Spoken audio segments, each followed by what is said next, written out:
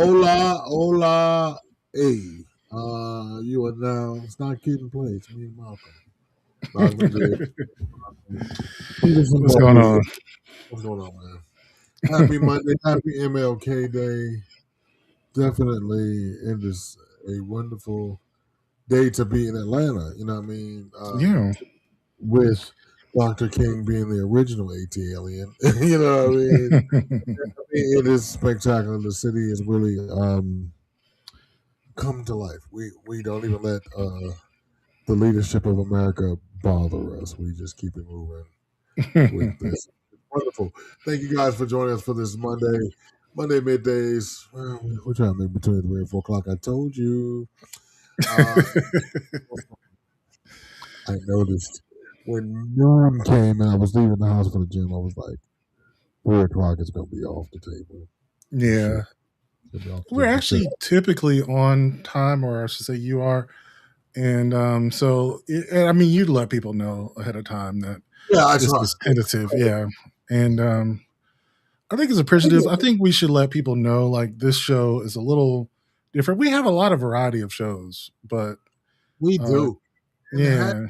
To our host and our viewers, because you guys tell us what you want in your podcast lives, and we try to give it to you. Definitely. Yeah, because I was gonna say, like, Tuesday and Wednesday are very different than Friday and Monday, and what Devon is doing on Sunday is different than what you and Pookie are doing on Friday. So, quite different. So it's really cool. So today, Skip Saturday don't have a personality. Oh well, yeah, that's true. The news, the black news. You skip Saturday. Our feelings are hurt. This is true.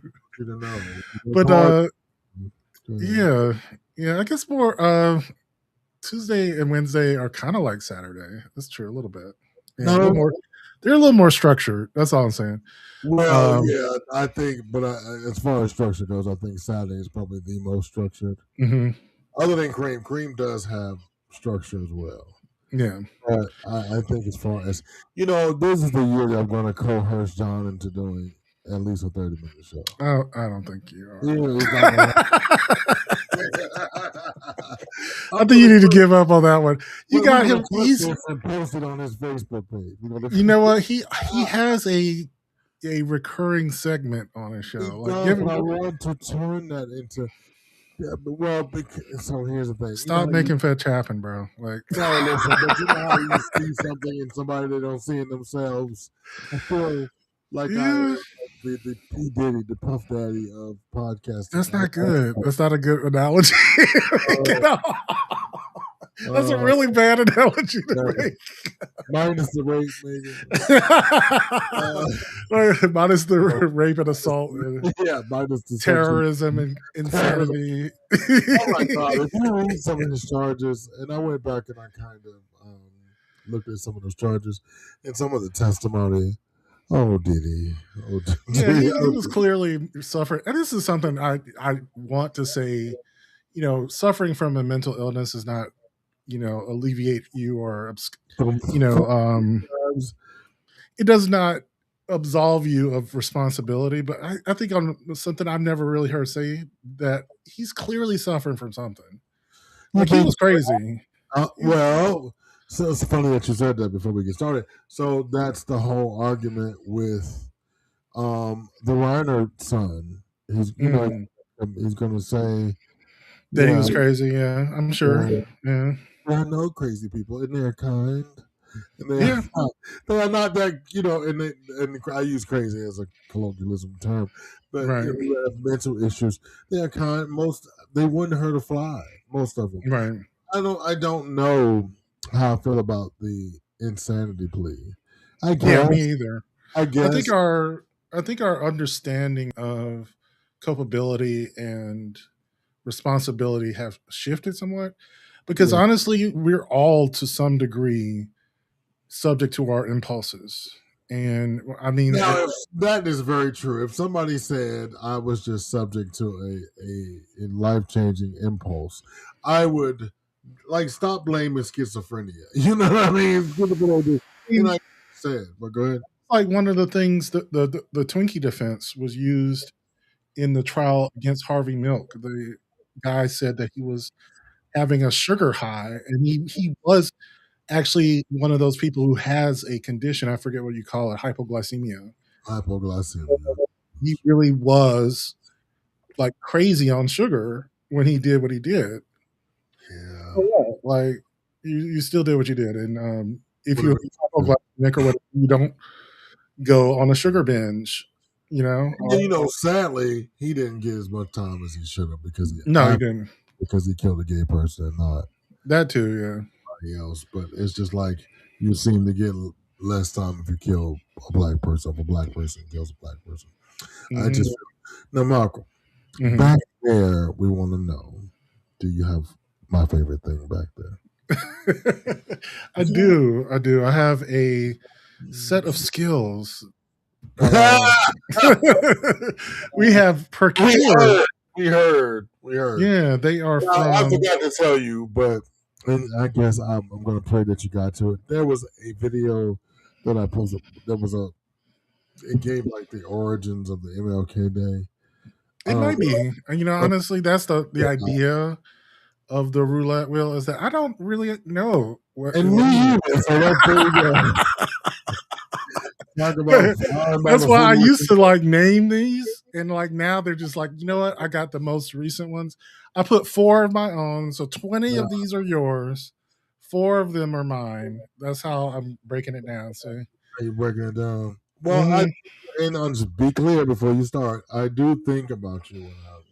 Yeah, and I think about you too. So like one of mine is probably for you. So let's take it for a spin and see what we get. We'll talk about the origins of the spin. I'm going to lean in. My Zoom is. I got you. No, I got you. Don't worry about it. I'm going to have to zoom in at some point. Number 18. Yeah. So what's wrong with my Zoom is I can zoom in, but then I have to zoom out before I move my mouse. Okay. Because but I can do that. Okay, here we go. Somebody said white people be having Alzheimer's and still remember they don't like black people. You know what? She's so right. And you know what's interesting about this? Yeah. Is that Alzheimer's will make you even more racist. And the reason why is because racism is mostly a feeling. And so when you have dementia or Alzheimer's, what you lose is impulse control. And so you might have been racist your life, but you were holding it down. When you get dementia, you become a racist as fuck. Racist. You're full of racist. There is nothing on it. That was like the model for Sophia in the Golden Girls, was that she had a stroke. And therefore, she didn't have impulse control. She said whatever she wanted to say. Now, wonderful. Makes sense. Even though she had more control than real dementia patients or stroke victims, but still hilarious. And sometimes it is. You have dementia in real life, right? When you meet someone in real life with dementia, they sometimes say the funniest shit because they were like, I remember my great grandmother. Her dementia was just from old age. You knew your great grandmother? Yeah. And she was a mean old woman. But that was mainly because in her older age, she had no filter. And, she would just cuss and, yeah, it was awful. It was bad. But we were just, that's Grandma Rose. That was her. She was. So before we move on to the next one, someone asked me how did we feel about the Don Lemon church incident. It was blown out of proportion. I think.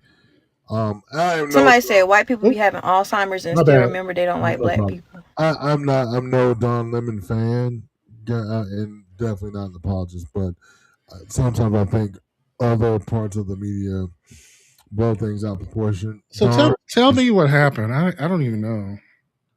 So right-wing outlets have reported. Did you see what happened in Minnesota with the church? So yeah, I do know about that. Where there was a protest of one of the ICE agents, who's actually a manager of ICE, and he's a pastor at this church. This particular church, right. Right. So the rioters bust in the church and was like, "You evildoer," and shit the KKK has been doing for generations. So somebody lied and said, some bitch said, "Oh, Don Lemon led the protest." I'm here to tell you, Don Lemon did not lead that protest. Okay. Right. And besides, I don't think it was necessarily because there's a difference between protesting a religion and protesting a person. Yes, it was definitely protesting a religion. That's not in question, though. I don't think so. I think they were there. They were chanting anti-ICE messages. Correct. No, but that's not in question. The question is, did Don Lemon agitate? And he did not. And if he did, good on him. Yeah, because I was gonna say I don't. Just because it's at the location of a church doesn't mean it's anti-religious. But anyway, no, I think the argument was not that it was anti-religious, but the argument was that Don Lemon himself was the agitator. No, I hear you saying that, but like the fact that there's any controversy about the protest at all is because of the location of it. Okay, let's move on. Sort of. I mean, yeah, that's so sort of. That's I don't know, because at some point it came less about where it was and about where it was. So Minnesota was the where, not the church. Because and we'll talk about it later. Go ahead. Okay. Caitlyn Jenner, what the fuck are you talking about? This woke stuff. Every time Caitlyn opens her mouth, always saying stupid shit. She's like Ronald Reagan said, we're losing our freedoms. As Ronald Reagan said, we're just one generation away from losing our freedoms. Ronald Reagan. Ronald fuckboy Reagan, who was the biggest drug dealer in political history. The reason why Harlem has crack in the 80s, and they had the nerve to say no to drugs, him and Nancy Reagan. And he was bringing drugs into black neighborhoods all through the fucking 80s. This is the same guy that was calling black people monkeys on the phone. He had movies with monkeys, Bedtime for Bonzo. This is the governor of California. Well, I think we're losing our freedoms. And Ronald Reagan, his son don't even fuck with him. Ronald Reagan Jr. never liked him. So that's the guy you're saying? See, this is what I mean. See, Caitlyn Jenner, you be acting Brucey than a motherfucker. Yeah, I said it. You be acting Brucey. You're not about that life. You're talking about we're tired of this woke society. Oh, is this the same society, the woke society that gave you Woman of the Year? Yeah, gave you Woman of the Year, which was insane after you killed somebody with your car. That's the woke society that gave you Woman of the Year, which was fucking crazy to me because women can't have shit. Yeah, I said it. You're not about that. You're not about that life. I really think you did the change just so you can jump back and forth and talk shit. You're a Karen and a Kenneth in one body, dog. They should just put you on a cereal box. Put you on Wheaties again. Remember you won the decathlon. You were a great athlete. I think 1976. They should put you right now on the Wheaties box as a hologram so we can go like this, and every time it moves, you're either Bruce or Caitlyn. Bruce or Caitlyn. Right now, you're acting like a white man woman. You're acting like a racist-ass white dude right now, but looking like a Karen. Oh, we need this woke society, please. You ain't trans. The only trans you want is a transatlantic slave trade again. You're welcome. God damn. You fucking that welcome. Was cold. Oh, wow. I had to watch that about 5 times because I just like. Yeah, that bitch. Oh, God. Fuck you, Caitlyn. Yeah, that bitch is. No, I'm gonna disrespect you. Fuck you, Bruce. And I love my trans community. I think those girls do still all that, but fuck you, Bruce. Hard brick face ass bitch.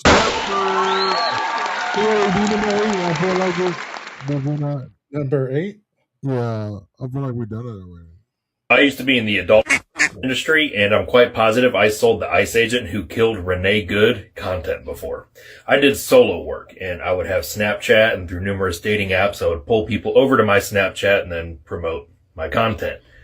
This guy was from Bloomington, Minnesota. His Snapchat was JRoss104, and he claimed to be in law enforcement at the time. Come to find out, he was just a security guard at the Mall of America. So JRoss104, JRoss104, And when I saw the pictures of his profile, the shaved head and the really shitty crew cut and the way he walked, specifically that, because he sent me videos of himself because he was a creep. I'm just thinking, I recognize that person. I lived in Chicago for a couple of years, so I was really reaching out to people within like a 300-mile radius of that area on these dating websites. And he was very cocky. He always asked me to do weird things. I would just do basic stuff. But without getting into detail, I decided to go back into my Snapchat. And of course, I keep repeat customers' Snapchat saved, so I could advertise further. And it's gone now. It was there the other day. Sometimes I still go back into that line of work when I have to. Times are tough. Nobody's getting paid like they should. You know the story. But I'm quite confident that this is the Jonathan Ross, JRoss104 on Snapchat, that I've sold content to in the past. And I'm going to wait for more information to come out about this. But I just wanted to go ahead and put that out there that this dude was on Grindr, if it's the same guy. And he has a really weird thing for feet. I love you, America. In case nobody told you, I know you're going through something. But I love you, America. Just like I love Sammy. Okay, let me ask you this. Go ahead. Okay, so this is kind of getting personal, but like if you've known someone for a while and then someone comes on to you and they have some weird kink, does it like change the way you see them for the rest? Absolutely. Absolutely.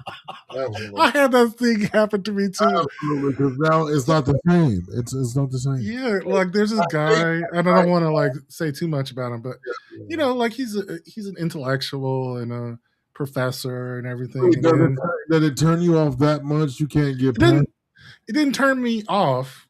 It's just not my thing. But he was into feet. I'll just say it like that. And I do have big feet, and I sent him some feet pics, and he this nigga in love because you got a size 18 feet. Yes, but now whenever I see any of his work, which is completely separate from his kink, I just think, oh, there's the foot dude. I'm never gonna see him as the intellectual, which he has earned all of those credits, right? Like those things are separate, but for me, they will never be separate because I don't just give the feet there. Two things can be true at once. We don't have. They are, and I have to like wrench that apart. I'm just saying. I don't know. Are you still dealing? Don't spin that, boy. I got questions. What's that? Do you still have conversation with him? Not really. He interacts sometimes with the M3 stuff. That's all. Oh, Jesus. Thank you, Sammy. And yes, you can call Caitlyn Jenner Shem. Yeah, I'm going to. I won't do that because I think it offends and probably not really some other trans people, but I love trans women. I'm telling you. It is. I know you do. I'm just saying. I want to say that publicly. I think they are brave. I think there's more pointed criticisms of Caitlyn Jenner other than. I will call you Bruce from now on. No, fuck that. You will not get the respect from me. Clip this. I want this to be. But that's what I'm saying. I think when you disrespect a person for their identity, you disrespect everyone who shares that identity. Nah, see, the problem, it'd be like calling some ratchet ass black dude a nigger and then expecting other black people to not be mad that you call that dude a nigger. So you know what the demarcation line in it is. When Bruce voted for Trump, you voted against. No, I mean he's fucked up. I get it. Some people deserve it. I get it. I do. How I'm sure the rest of my trans sisters would agree with me. Like that's true. That's true. They probably do. The walk. You're not walking the walk. You're not protecting the community. He's really bad. He's like the Clarence Thomas of trans people. He's a motherfucking Gargamel of fucking trans ladies. He is Smurfs. He is. Or she is. Yes, he is. Fuck that. You're Bruce. Listen, real quick before we go on to the next spin. Let me right. Yeah. I mean, on this MLK holiday, you can be a part of the community and the problem for the community. I get it. I don't. Clarence Thomas is not coming to the cookout. He's not. Right. And listen, let me tell you something. Those trans persons out there, they're working hard. They raising families. They doing hair. All that shit. Fuck that nigga. No, you're right. I got it. Big ass brick face you got. Hey, what you got to say? I'm just not gonna do it. I'll say that. Right. Sammy says, but Malcolm, black folks know the difference between other black people and niggas. Amen. Amen. But it's still fucked up. Mic drop for Sammy. Love you, boo. Boom. Let's go. All right, let's go. I really do hate him. Number 9. Okay, give me a second. Roughly 1 in 35 men who identify as straight have had sex with other men. According to the National Survey of Family Growth, that's a CDC study, by the way, not some blog, that's going to make every barbecue conversation you've ever had feel different. A study in the Annals of Internal Medicine out of New York found that 70% of those guys were married. So church on Sunday, kids at soccer practice, honey, I'll be home late. This isn't some underground thing. This is your neighborhood. Tony Silva at the University of British Columbia spent years studying this. His book is literally called Still Straight. What he found is that these men aren't confused. They're just not talking about it. Here's what marriage doesn't do. It doesn't change who you're attracted to. It just changes how much you lie about it. So when people hear lavender marriage and act like it's some weird new concept, no, it's not new, it's just honest. We just gave it a name and a front porch. Now, lavender marriage is a little something different, though. A lavender marriage is between a gay man and a gay woman, and they're covering for the woman could be straight. No, that's not true. The lavender marriage is up front, too, where both people know. You're right, the person can be straight. Right. But a lavender marriage is one in which both partners are aware of the sexuality of each other. Right, and his point was stop ragging on lavender marriages. At least they're up front. Oh, okay, I got you. Yeah, no, he's definitely right about that. Yeah. Lavender marriages are good. I honestly feel, you know what's so funny is I've seen when they're talking about the cost of housing, I've seen people who live like they're married. I don't think they actually get married, but women who will co-parent each other's children and live in the same house because they can't afford to own a house separately. They're both divorced. They both got kids. They're like, this house costs $500,000. I can't afford this house by myself. How many times have you seen sisters living in the house with their nieces and nephews and their kids? Yeah, absolutely. We're like family. But it's interesting. It's happening with people who are like chosen family and not gay. Like that's what's so crazy is that straight people are doing like the chosen family thing the way gay people have been doing for years. I live in a chosen family situation. My brothers weren't born to me, but you can't tell me that. Yeah, no. It's just interesting that straight people are doing it now. That's how bad it is. Right. Sammy says 90% of the men I fucked were married. They felt they had to live the lie, but found the means to be themselves. Yeah, I mean, listen, whatever floats your boat. Not trying to to that whole thing of you're not worthy and you're not this, you're not that. I think society will need to be a little more understanding. Right. Let's do number 2. Let's go. Yeah, it is kind of interesting. Okay, here we go. Hey, how's it going? I'm from the future. You Republican? Yeah. Just doing a quick survey. Mind if I ask you a couple questions? Sure. Cool. How important to America's interests is controlling Greenland? Which one is Greenland? Well, that answers that. If you got a Nobel Peace Prize and then you handed it to me, does that mean that I now got a Nobel Peace Prize? No. Huh. Interesting. What would you say to a new federal force prowling American cities wearing masks and shooting civilians? Authoritarian overreach? Oh, I forgot. This was back when you cared about big government. What? Don't worry about it. And protesting them would be patriotic. Patriotic, not domestic terrorism. Okay, cool. Should we attack a sovereign nation to run their country and take their oil? Are you sure you went back far enough? This is after the invasion of Iraq. Yep. I mean, do it again. No. How many photos would you need to see of someone with a convicted sex trafficker before your opinion of them would sour? A dozen? 1. 2 dozen? Oh, sorry, just one? Yeah, 1. Just 1. And last question, do you like Rob Reiner? Who doesn't like Rob Reiner? Nobody. Yet. The future sounds terrible. I love that. He says nobody yet. That's the thing. Like, Rob Reiner was such an asshole, but obviously, like, he also was. He was beloved. He was beloved, and he was a great philanthropist for. He was very. I mean, that's the reason why Trump hated him. I mean, you know. But then I went back in his filmography, and I realized one of my favorite movies that he made was Misery.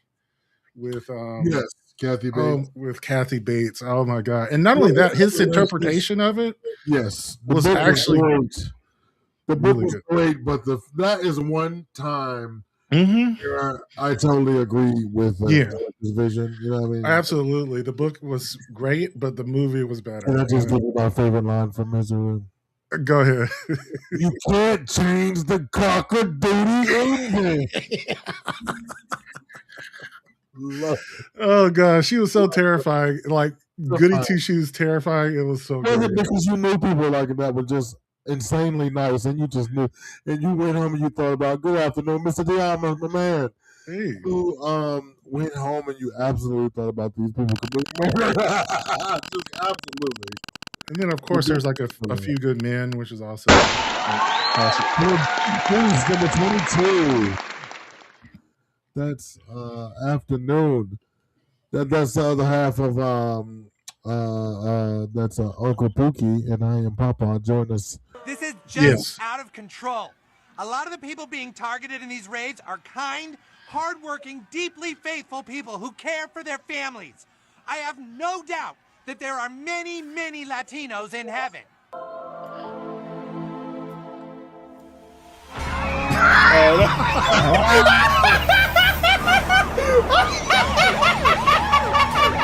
Whoa, this is what the fuck? They went to heaven? No! That's fun. Oh, God. Oh, no, the dogs! The dogs! No! Not the dogs! Oh! She went back and killed the dog she killed already. Awful. Oh, they're so mean. Oh God. You know what's so funny is I saw one of these protesters. It says like, Christy, no, why are you such a cunt? I mean, just for no fucking reason. Like, yo, you were born white. Talk about it, run with it. Oh God. Look, you were born white. Run with it. I think they had some rhythm on it, but still, it was hilarious. That is so crazy. Oh God, why are you such a cunt? Not in my white heaven, exactly. South Park is off the chain, folks. Yeah, it is. All right, let me get to the wheel. Heaven. Went to heaven to get the people. Yeah, you know what? O'clock in the morning, Malcolm. You almost got a call. It's like it was so funny. Round and round the wheel goes. If you want to tune in and watch the wheel, www.youtube.com.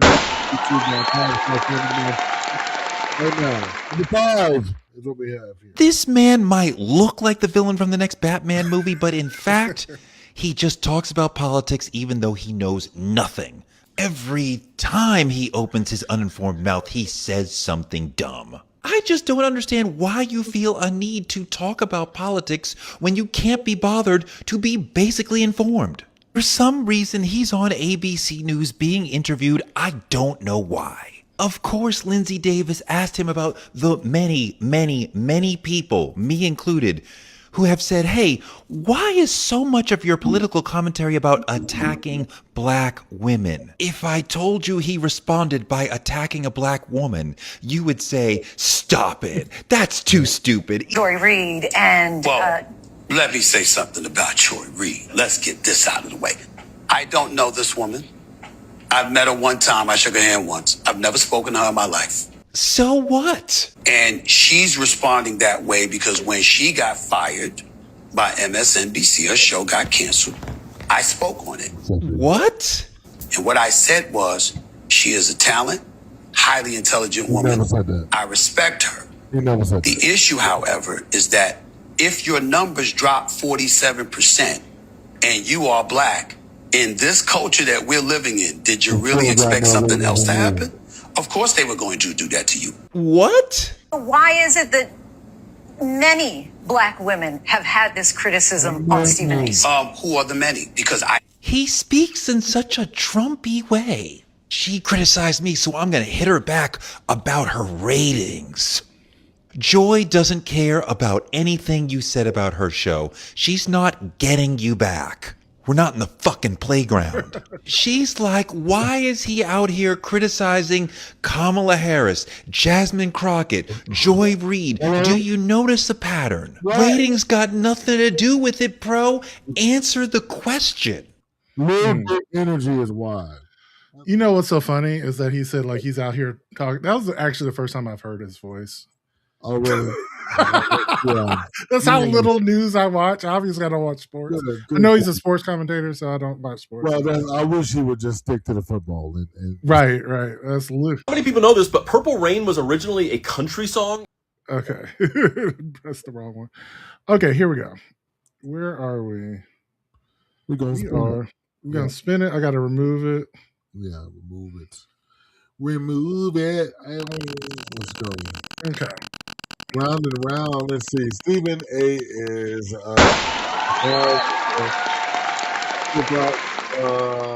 credentials have been revoked. Exactly. Goodbye. 16, brother. Stephen A. is I read it. Okay. I just wanted to put it on the screen. What are we on? Number 16. 16? Yes, 16. Sweet Okay. 16. Okay, here we go. I think about your death every single day. Oh, I can't wait. I'm going to wear red to your funeral. I will be a beacon of joy to the other 3 people there.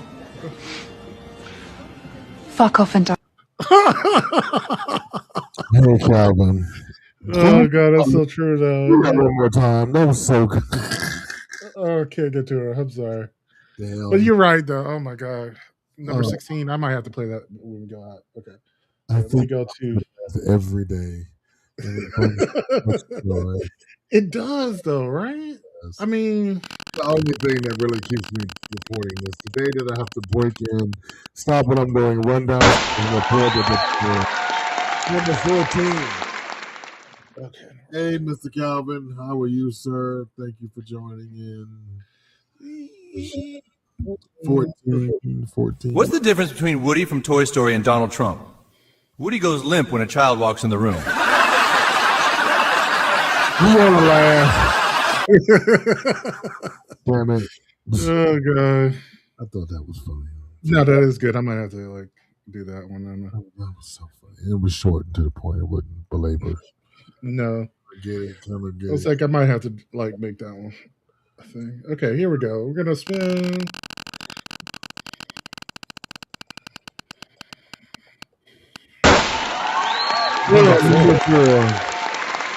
I think I might have pressed this one by accident. I don't know. Here we go. I don't know how this study managed to exist for so many years without me finding out about it, but I'm sure glad I did. 30 years ago, scientists determined that there's an association between homophobia and homosexual arousal. What they did was this. They got a group of heterosexual males together and had them fill out a survey about their attitudes toward homosexuality. The guys who were at least tolerant of homosexuality were put into one group. The guys who were intolerant, the homophobes, were put into another group. And then they exposed both groups to 3 kinds of erotic content: conventional heterosexual content, gay female content, and gay male content. And then they measured their response, their level of arousal to the content, if you will. Both groups experienced arousal to the conventional heterosexual content and the gay female content, but only one group, the homophobes, were aroused by the gay male content. From this, they concluded that there was an association between homophobia and homosexual arousal. My interpretation is that homophobia is just an attempt to disguise latent homosexuality. What this means is all you politicians who are working so very hard to take away the rights of gay people, you can come out of the closet. Come on, Lindsay, come on out. The water's fine. And all you regular folk, you Republicans, you homophobes, you MAGAs, you so-called Christians who are constantly demonizing the gay community. Yeah, come on out. It's okay. You can be yourselves. You don't have to pretend anymore. There's a reason that every time you guys have some kind of get-together, like the Republican National Convention or the Baptist Convention or the Charlie Kirk Memorial Show, you crash Grindr. Well, you don't have to do that anymore. You can be yourselves. Maybe if you lived your authentic life and got you some once in a while, you wouldn't be so damn mean. Bottom line, we know you're gay, so you don't have to pretend anymore. Do yourself and the world a favor. Admit who you are and come on out because we are tired of being your whipping boy. Right, exactly. I thought that was an interesting study he quoted. No, it's interesting. Yeah, I actually do remember that. I think the only thing is, as I go to remove this, is that identity and sexual desire are not the same thing. So I don't think they actually have a gay identity. They definitely have gay desires, though. And one of the reasons they hate gay people so much is because they're resisting those desires, and they think. I think that was the point that the study. No, I get that. But what I'm saying is, they're resisting desires. They can't come out because they don't actually even believe in being out. They just think that gay people are straight people who don't resist their desires. Which I guess is kind of true. I don't know. I don't know. Yeah, I don't know. Number 20. They don't see a difference between gay and straight people. That's what I'm getting at. Okay, number 20. Number 20. Pretty ass lips. You so stupid. Nah, for real, you got me sprung. I'm gonna call you when I get over to Keisha house. All right, then. Shit. You gonna come over there? What? You gonna come over there? Yeah, I'm gonna come over there. Dude, I gotta see you. What we finna do?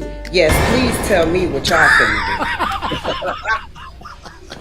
Nah, don't hang up the phone now. What y'all finna do? Oh, God. Yeah, the kids don't understand. They all have their own phone line. Right. They all know about that when your mama pick up the phone, too. What y'all about to do? Oh, God. Says, I fell out laughing when Steven said he was a part of a Signal Sci-Fi Omega. Yeah, I think they're going to kick him out, though. I think there's a potential. Number 7, Mr. Travers. All right. If you would, please. It's a big thing in 2026 about who's straight and who's gay, and everybody, but I mean, son gay or whatever because he dressed a certain way, this, whatever. It's always about masculinity. But let's keep it a bean. Who was more masculine than Prince, man? Think about this, right? Prince was 5 feet 2 inches tall, yes, and would show up in some high heels with his ass out with beautiful hair and take your bitch. He'd take her. He would show up, and this in the 70s and 80s when bullying was really real. He would show up as Prince in some leotards, nigga, and take your bitch. Take a snatch. And not only would he take your bitch, he could pull them high heel boots off and ball your ass up on the court, man. What's more masculine than this nigga? When you really think about masculinity and everybody being tough, this nigga was masculine than a motherfucker. Yeah, he dressed a certain way, but still though, I ain't met a woman that say she wouldn't have went with Prince somewhere. Yeah. Think about that shit. Yeah. That shit is crazy. This nigga got leotard. Just imagine you some big tough the muscle nigga or whatever. It's 1982. You tough. You got the you all thugged out shit, and here this nigga comes up in his leotards and walk off with your bitch, and you just looking stupid. It's nothing you can say, man. That is like, Prince was super masculine, bro. It don't get no more masculine than that. Yeah. When you that comfortable. Like, that's like, I know niggas talk about niggas in dress, niggas come up in a dress and some heels, just take your bit. Man, come on, call me. Right. You know what's so funny is, I had I think I was in an Uber, and I think the Uber driver was listening to Prince, and she was still kind of turned on by that shit now. All women are. Yep. You know, one of his, go ahead and roll in. But side note, one of his band members, Steve Melvin, said he loved women so much he wanted to be one. Number 6. That's a good line. Yeah. Number 6. Yep. Number 6. Without Stevie Wonder, there would be no Martin Luther King Jr. Day. That sounds dramatic, but it's not an exaggeration. It's history. After Dr. King was assassinated in 1968, the idea of honoring him with a national holiday faced fierce resistance. A lot of lawmakers said that we had too many holidays. Others didn't want to honor a man that challenged power and the status quo. Congress essentially said no. Enter Stevie Wonder. Not just a musical genius, but a committed civil rights advocate. In 1980, Stevie did something radical. He wrote a song not to entertain, but to pressure the nation. The song was called Happy Birthday to You. Happy Birthday. It wasn't a party song, it was a protest song. And the lyrics were clear. They were about Martin Luther King and about a nation that refused to honor him. He didn't just release the song and let it go. He marched, he rallied, he performed it publicly over and over again, turning concerts into political pressure. He joined forces with Coretta Scott King. Together, they helped deliver millions of petition signatures to Congress. And it worked. In 1983, Congress passed the bill. And in 1986, America observed Martin Luther King Jr. Day for the very first time. So remember. Yes, I was 13 years old. I'll never forget that. Yeah. My mother's tears, my mother's face was a little misty. It was a great day. Yeah, it took a long time too. Ironically, 3 years after that, Virginia elected its first black governor, Governor L. Douglas Wilder. Yeah. Okay. So we got number 15. You're a stranger. Stay away from my danger. Okay, that is a very good policy, Stuart, but can I touch just one foot if it's for cowboy boots? For cowboy boots, you can touch my goo-goo. Stuart, are you behaving yourself? My mama said if I behave, I can get cowboy boots, but I also have to promise not to tell how much she drinks at night.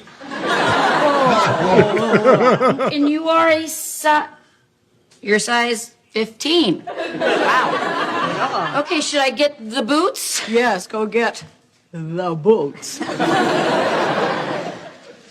Stuart, people are going to get the wrong impression if you tell them that Mama drinks at night. Well, at least I didn't tell them that you drink during the day and steal toilet paper from your place of work. Okay, one pair of cowboy boots and a pair of sneakers just in case. No sneakers, boots. Stuart, what does Mama say about ordering people around? Don't do it to black people because they get mad. Oh, damn. That's so bad. Don't do it to black people because they get mad. Oh, God. Right. Oh, my God. Mad TV, you are missed. No. It was so funny. They gave us Alex Borstein for the first time. Miss Swan. He looked like a man.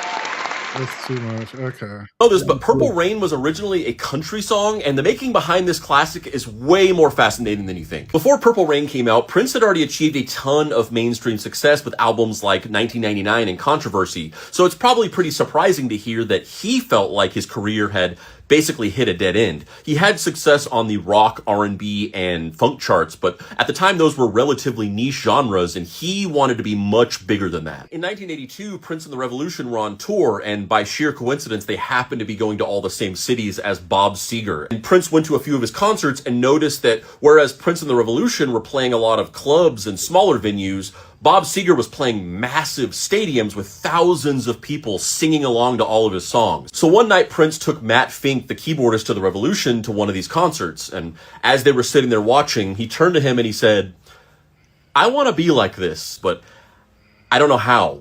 What is he doing that I'm not?" And Matt Fink said, "It's because of his ballads. They're powerful, they're emotional, people love singing along to them, and also they have a country rock pop vibe, so there's crossover appeal.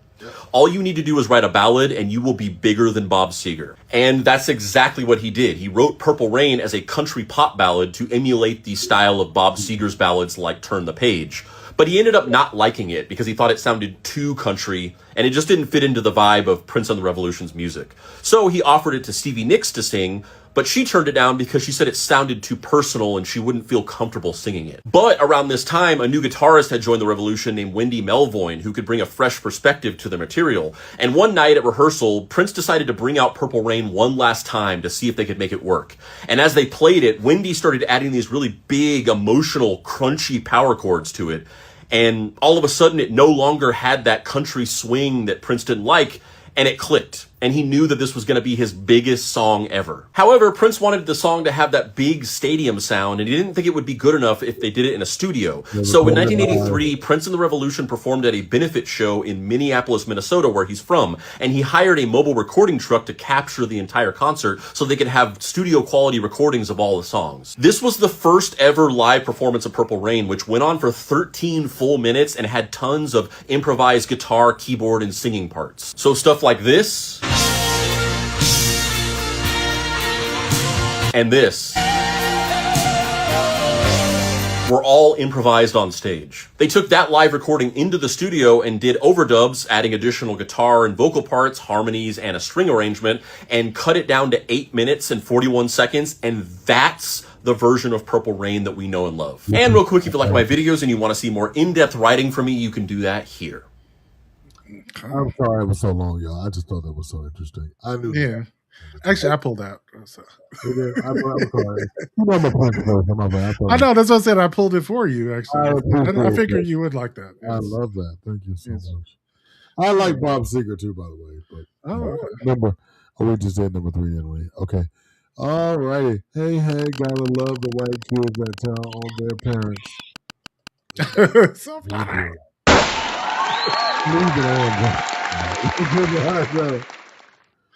Okay, 21. So this is what we're going to call the pyramid of life. And there's this theory that you can only pick 2 of these things. You can't have all 3. You either got to have quality and have a lot of time, but you won't have much money. You have quality and money, but you spend so much time working that you don't have time. Or you have time and money, but everything in your life is of low quality.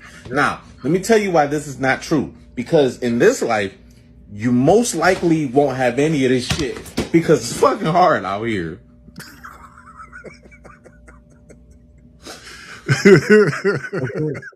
That's how you get down. That's it. It's because you ain't gonna have none of it. Stop playing with yourself, nigga, because that's it. This is not a drill. That's not it. in this life. You're not gonna none of it. Happy MLK, everybody. Hey, Mark Fortune. What's up, man? Long time. Mr. Fortune. Number 11. 11, okay. Double 1, number 11. Let's go. Okay. Yeah. White Christian men are not going to sit around while you turn our children into a bunch of nigger lovers. Where are we going? What's with these people? Hey, Auntie Bev here. The vocabulary word is audacious. It's an adjective, and it means displaying a rude boldness. Now, the man in that video seems to have an audacious disregard for what it means to be a Christian, as he called himself.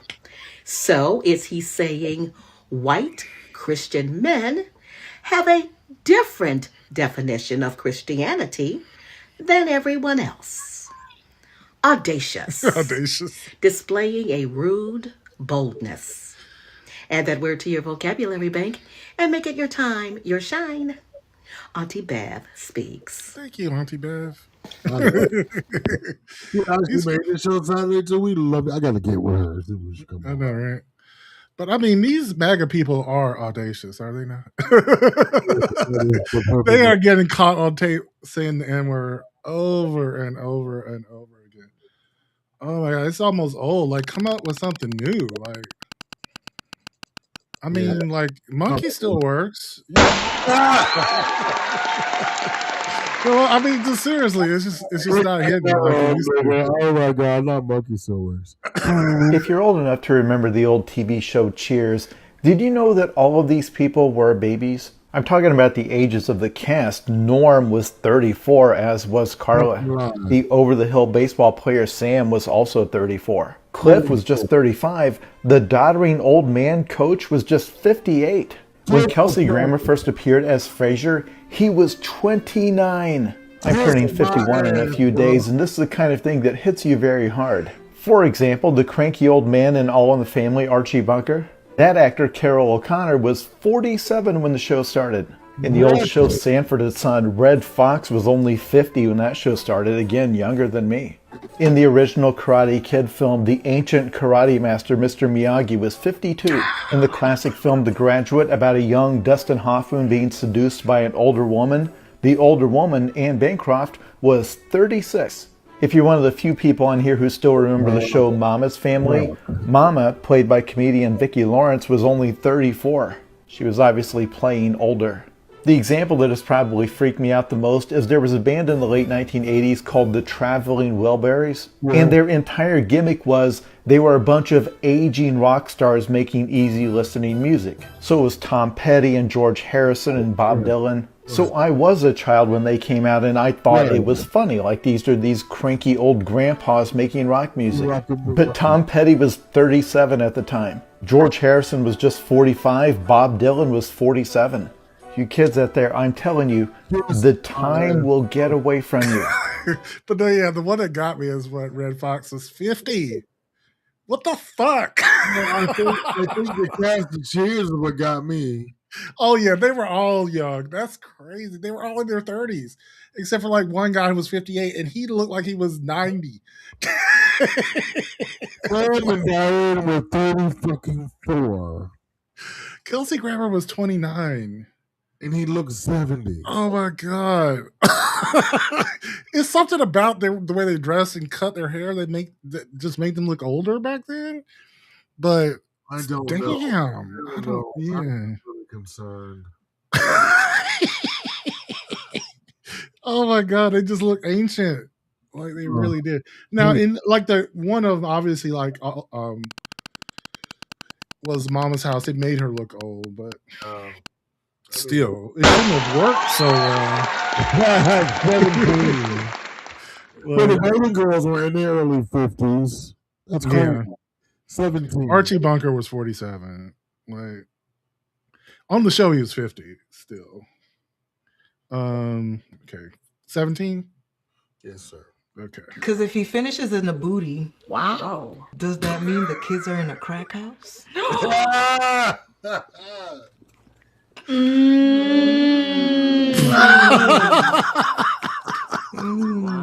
Y'all are high or some. Dang, that makes sense.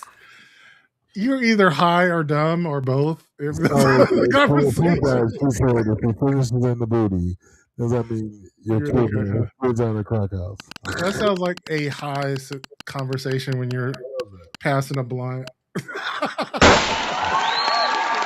Oh God! You say, "Oh, that sounds deep." They're in the crack house. Oh. I see like 3-4 niggas running through the crib, all black, mask on, running through the crib and shit. One nigga run to the front door. I hop out, I start shooting. Bow, bow, bow, bow, bow. Shot the nigga. Bow, shot his ass. Bow, bow, bow, bow. All the niggas run out the door, they run out the door. This nigga on the floor. Okay, now is this a problem that Trump is genuinely hilarious. Like, I mean, well, or you can put him in AI, so his hilarious. Oh my god, he's so fucking stupid. He's like a fucking clown. He really is a clown with a fucking flamethrower. But 13. Okay, 13. I'm sure you're all familiar with Erewhon. They're the expensive supermarket in LA. They sell the $20 smoothies. Well, I just wanted to bring some attention to their other items, like the raw black bottom banana cream pie. Everybody talks about that Hailey Bieber smoothie. Nobody talks about this pie. Like, I know a lot of raw black bottoms who love a banana cream pie. I just pulled it up on their website. It's actually a raw vegan black bottom banana cream pie and a slice for $11. Why did they take the vegan part out of the packaging? Just calling it a raw black bottom that takes banana cream pies, that sends a much different message. I do appreciate the representation though, because black bottoms matter, and it's black bottoms taking raw dick all over the place. They have a raw vegan strawberry cream pie too. This one must be for the Caucasians. I do have to give Erewhon their flowers though, because it looks like they have the entire raw bottom spectrum available at their establishment. Are you a raw bottom? Let me know in the comments. He just needed to say that as much as possible. Raw bottom. That was for you, Uncle Pookie. That was for you. Oh god, it's so dumb. You a raw bottom. Also, $11 for a slice of pie. Number 10. The fuck, bro? I would have it totally buy it. Oh my god. If there's one, that's a mouse. If it's two, that's mouseses. 3 mouseses, 4 mouseses. That's a gang of mouseses. Not miceses, mouseses. Jamel, what the fuck are you talking about? Both of these niggas is dumb as fuck. Hey, Orville, if you at the park, right, and you see a goose in the pond or ocean, nigga, ain't no damn gooses in the ocean, man. Dumb motherfucker. Hey, a goose is in the pond, right, by itself. A goose. Then another goose swims over to the other goose. Now you got 2 what? Gooses. Exactly. Gooses, mouseses. Y'all niggas are stupid as hell, man. It's not gooses. It's geeses, nigga. Y'all niggas no, please. Now, and why are you counting numbers? What does numbers got to do with this? Listen, it's not geeses, it's not gooses, it's not miceses, and it's not mouseses. It's already plural when you say mice. It doesn't matter if it's 2 or if it's 3. It's mice. It's definitely not mouseses. Listen, y'all, it's already plural. Mice is already plural. Geese is already plural. Mouse is for 1. Mice is for multiples. It can be 2, 3, however many. It's important that y'all know that.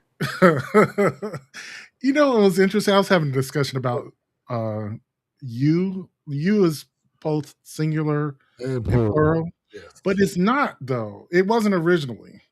Well, it changes over the years. You are correct. Right. The original. I was in high school. It was not. No. I'm saying the original, and then we still use it in like religious texts. The original second person singular was thou. Yes. You know, it's like thine or thou was. Obviously, that sounds awful now. Like what's thou? Is thou going? Is thou going to the market today? Is thou going to be a raw bottom? Now we can say you for both singular and plural. But anyway, here we go. This is what Republicans think Democrats are like. We wake up bright and early in our polycule ready to fight for Antifa against Christian values and the patriarchy. For breakfast, we have a balanced meal of clinical grade antidepressants, Adderall, and estrogen. Thanks, Obamacare. We then flush the leftovers to make sure the fish turn gay and Venezuelan. Oh, and I almost forgot. We have to feed the illegal immigrants and MS-13 gang members we're hiding from ICE. They're so grateful. Next, we drop off one of our polycule for her weekly abortion. After her 10th, she gets one free. Then we start our work workday with the Trans Pledge of Allegiance. I pledge allegiance to the gay of the fascist states of America and to the republic which has fallen, trans rights for illegal migrants. After that, a training on affordable childcare best practices. Now it's time to figure out who we're going to cancel next. Not sure yet, as long as we ruin someone's promising career. Finally, we donate our welfare money to Somali daycare centers that are totally real and open. Now it's time to get some fresh air, and on the way we do some mobile activism against the far-right establishment. Then we swing by Antifa headquarters, conveniently disguised as a public library. Once inside, we attend our mandatory drag story hour. On the way home from Antifa HQ, we drop off another polycule member for her weekly abortion. For dinner, we eat cruelty-free lettuce because we believe animals have more right to live than white men. Finally, we end our day in an anxiety-riddled catatonic state due to Trump derangement syndrome. And that's our day. So stupid. Oh, I do. Yeah, the libraries are where Antifa. That's right. That's right. Totally makes sense. Actually, and Sammy, don't forget to get your weekly abortion, please. Right. Everybody's getting their abortion. Get 9, the 10th is free. Get the punch card for your abortions. Oh, God. Discount your punch card. Okay, number 19. Can I borrow your discount card for you? Got more punches than I do. That's why I'm so sick of these bitch. I've been like you around. You won't say something about that. You won't say something about that. I don't understand how you won't be like you understand. You look over at the baby. What the fuck? Play it again. Okay. I don't understand. What is I looking at? Let me read. That's why I'm so sick of these bitch. I've been like you around. You won't say something about that. You won't say something about that. I don't understand how you won't be like you understand. I love the AI babies dancing. I really do. Yeah. And we were going to play 16 again, I think. Let me see. Yes, number 16.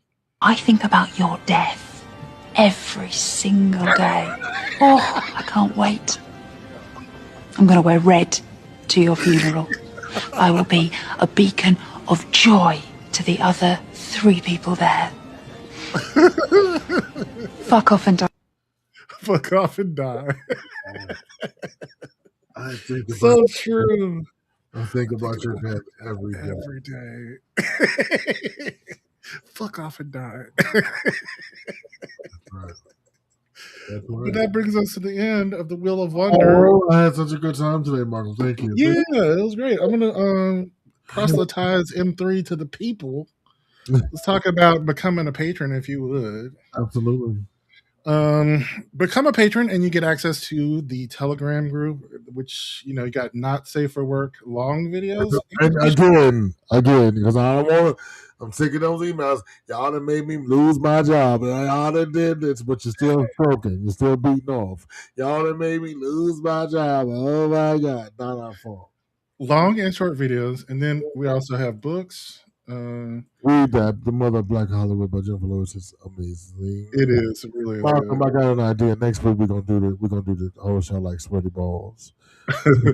I really do have to proselytize about this book. I gave this to all my white friends. You are terrible. This book explains why conservatives hate education. And see, they always think that I'm the mean one. Listen.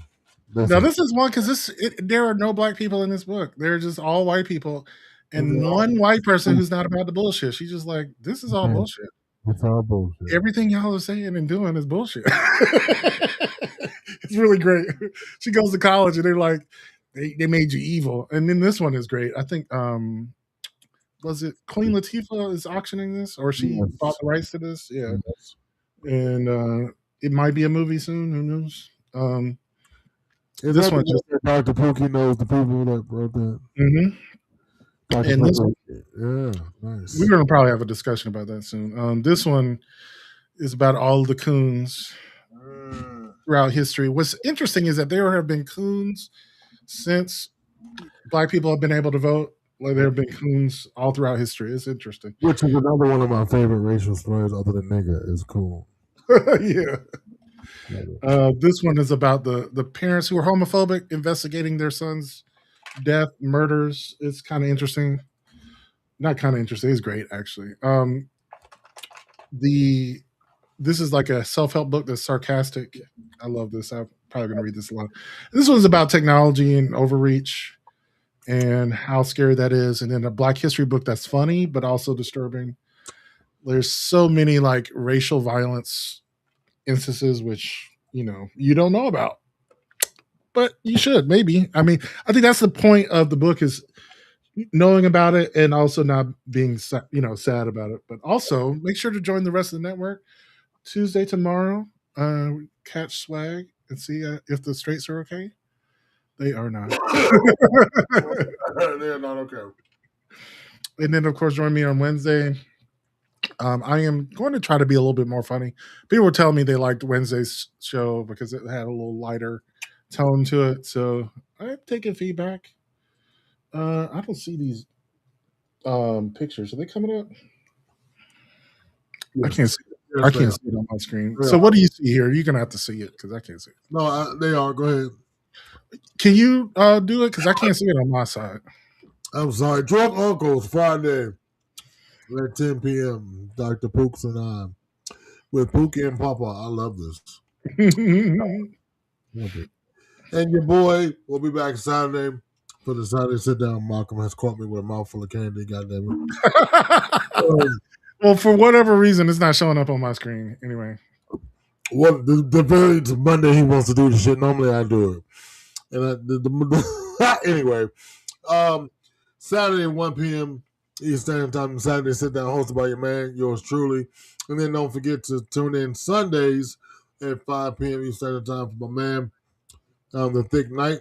Him and his married band of Blurs, 5 p.m. Eastern Standard Time. Next one. Network. And if you're into podcasting, like we're into podcasting, tune in to Malcolm every Friday for the new Bearcast presented by M3, hosted by himself. There's plenty in the can. So check him out wherever you get your fine broadcasts. Follow us. Follow my man John, the Double J Chronicles on Instagram. And John J on Facebook. Let him stalk you. Do all kind of crazy things. Visit our new website, mailmediamindlive.com. And don't forget to join us on Patreon. Become a participating member. And I'm sorry for this candy, and I sound like a chipmunk, but my bad. There you go. But yeah, on Patreon, like we do have, we did talk about that. But we often have after shows on our other shows or for Patreon, and we appreciate all of you. We're always actually adding new stuff, so who knows? You know, it just helps. We try to say thank you. Mr. Calvin says he cannot wait for Friday. The discussion about balls was very inspirational. It was. Thank you, sir. We got more balls for you. Yeah. More balls. Bloody, hairy, big balls, little balls. All right, but I think that'll do it for today. Thank you all for joining us. We will catch you in the next episode. Next week, I'll try to be closer to 3 than 4. Thank you.